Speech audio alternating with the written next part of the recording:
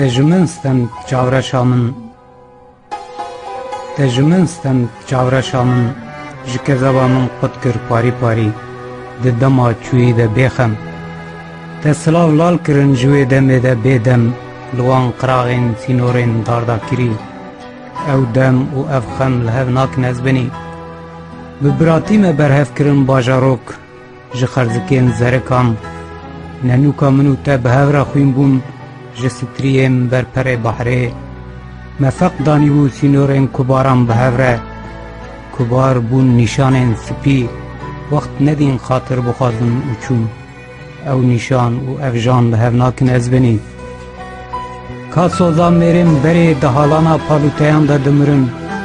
Doz bû yaronî dikir çavên wan, ji fermanên bavên xwe parstendin hefdestî. Ew soz û ev doz li hev nakin ez binî.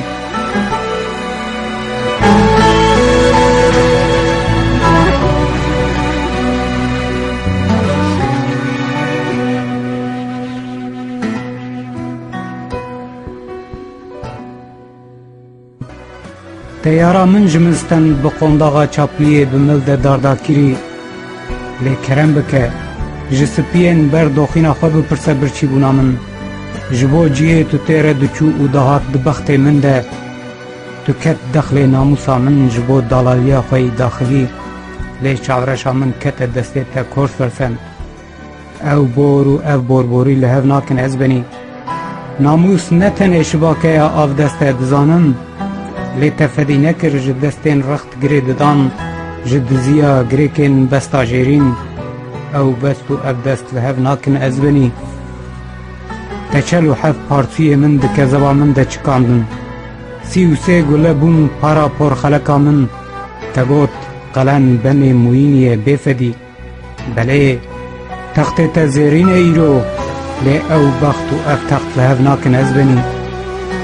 Tu bi min dikenî niha bi çavên xwe îşîn. Bi ehmeqiya min tu şîr vedixwî dizanin. Lê yên diafirînin bihiştan ferîşteyên ehmeqin tu bizanî. Ew bexwarin û ev ehmeqî li hev nakin ez binî. Giha dibin kever de namîne dibêjin. Min hesin kiriye binê solên xwe. Şor hatiye ber devê derî. Zindiye êdî totê min. Ev tot û ew bot li hev nakin ez binî.